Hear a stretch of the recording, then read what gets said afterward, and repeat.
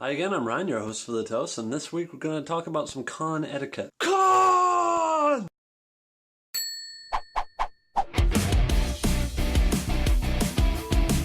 It being a new year, there's a new convention season upon us, and because I've been to a few conventions now, I wanted to go over some quick ground rules that all of us can understand. Now, conventions are great. They're awesome opportunities to meet fellow fans, to meet celebrities, grab some autographs, grab some good merchandise, and, dress up. But in all the chaos that is a convention, be it Comic-Con in San Diego, being in Seattle, being in Vancouver. Now, all conventions suffer from the same basic problems. They're all overcrowded by overstimulated people. Now, it's great to get excited about conventions. It's an awesome time, but there are some things you got to understand. I'm just going to go over them bullet point.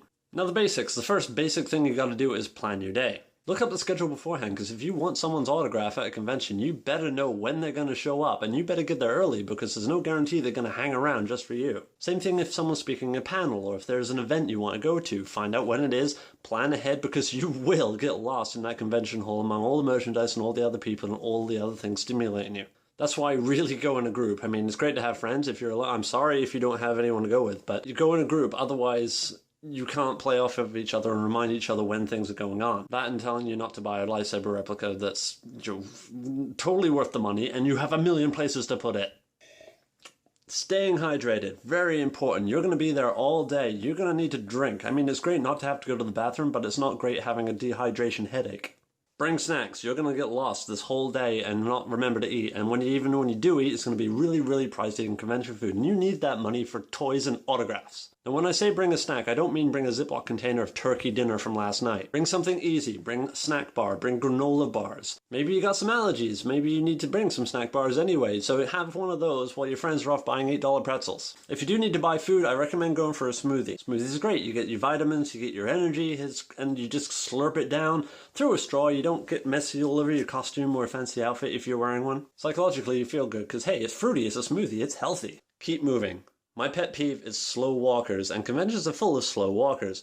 And it's not their own fault, because in a crowd you cannot move fast, but the point is, when people stop and have conversations and span out across the aisle, just looking at shit and just meandering about, people have places to go. So if you're at a convention, you've got to move somewhere, just keep moving. I know it's hard because not everyone likes to follow these rules and they do linger and meander. If you're going to stop and look at something, just try and tuck yourself away as best you can so that other people can get by. Stay patient and calm. The lines are going to be long and there's no point in complaining about it. The people running conventions are there to facilitate a quicker moving line.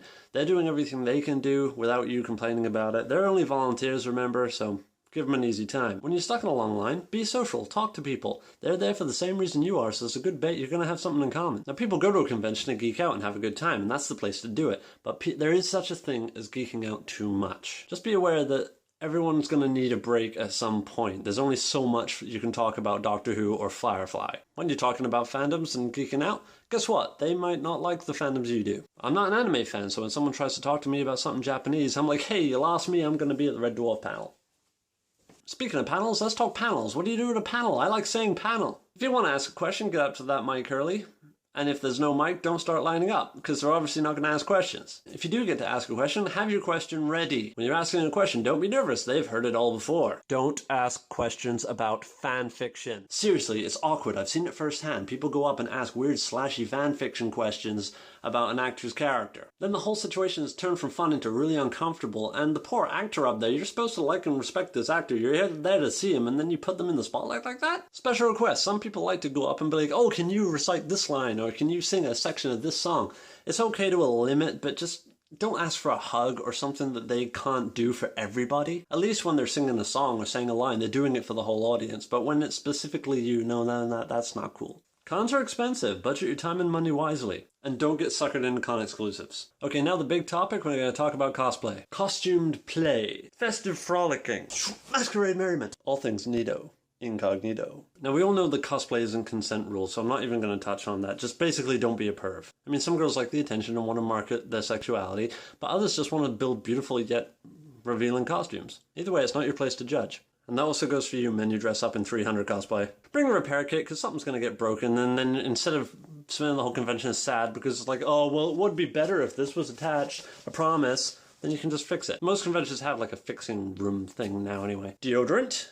Deodorant, very important. If you're going to spend all day in a big heavy costume you built, you're going to sweat and you're going to be around other people probably in the same situation. So, hygiene. If you're going to be a character with big wings or something, keep in mind, they're going to hit people walking around. So it's best to have a spotter with you to make sure that they stay out of the way or clear a path for you. If you want to take a picture of someone or take a picture with someone, just ask them. People are flattered when you're asked to take a picture with them. I know I am. Some of the costumes I built, I couldn't walk 2 feet without someone having a picture with me, and I loved it. You get some attention, you get recognition for all the hard work you put in. You wouldn't do it if you didn't want to be seen and make people happy by taking some pictures. Another big issue I've had and my friends have had is weapons policies. Be sure to check a convention's weapons policies before you go. For example, this is a Nerf gun. It's a toy. It fires projectiles which aren't allowed, so take your darts out. This is a flintlock pistol I made myself out of wood. It's not dangerous at all, but you have to check it and make sure that it's okay. A lot different than this. This is an actual metal firearm. You're not allowed at a convention. Unless you're in the States, because the States have weird gun laws. But in Canada, no, you gotta be careful. Even though you can purchase replicas at a convention, it's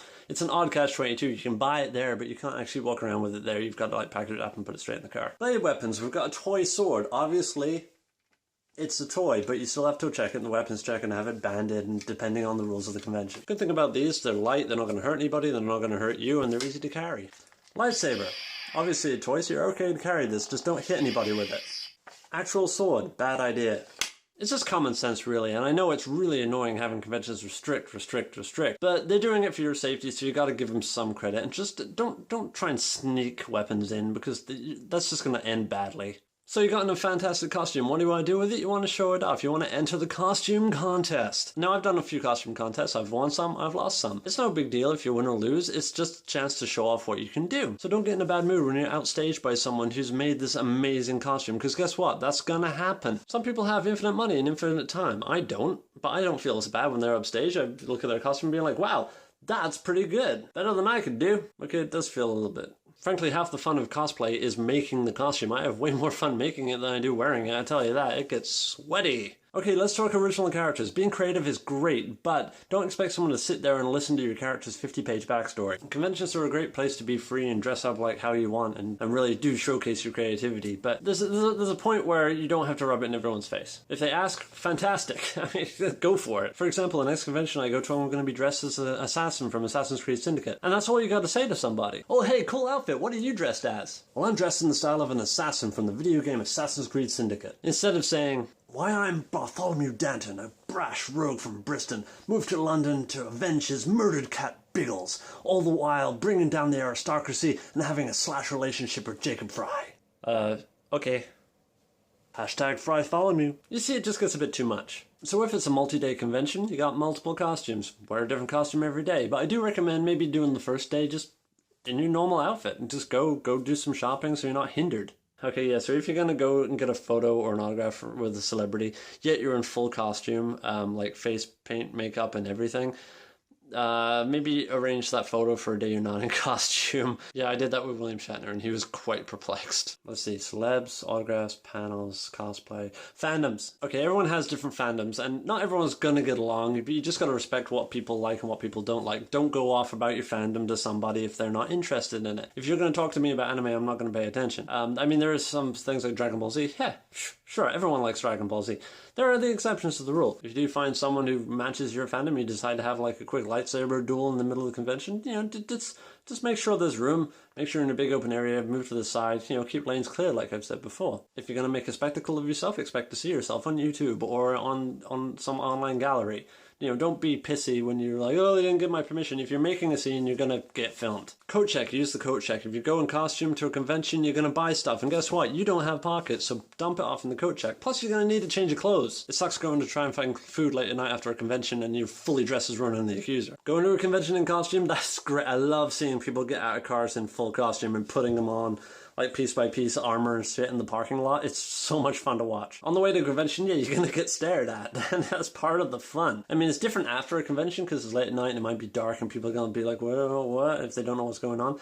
But actually heading to one, it's great because you can tell people about it. Oh, we're heading to a convention. You should come along, check it out, even though the tickets are probably already sold out by now. That's another thing I got to complain about. Okay, conventions are so hard to get tickets to nowadays. You have to order them like the instant they go on sale. Otherwise, you ain't getting in. Especially for people like me who live on the freaking east coast of Canada. There's barely anything over here. So I have to travel. If I'm going to New York in October, I have to get tickets. I need to start booking hotel rooms, but I don't know if I'm going to get tickets. I mean, it's drives you mental. San Diego Comic-Con. I want to go to San Diego Comic-Con. You tried getting tickets to that thing? They're impossible. I've tried for like 4 or 5 years in a row. Nada. Yeah, it gets really frustrating.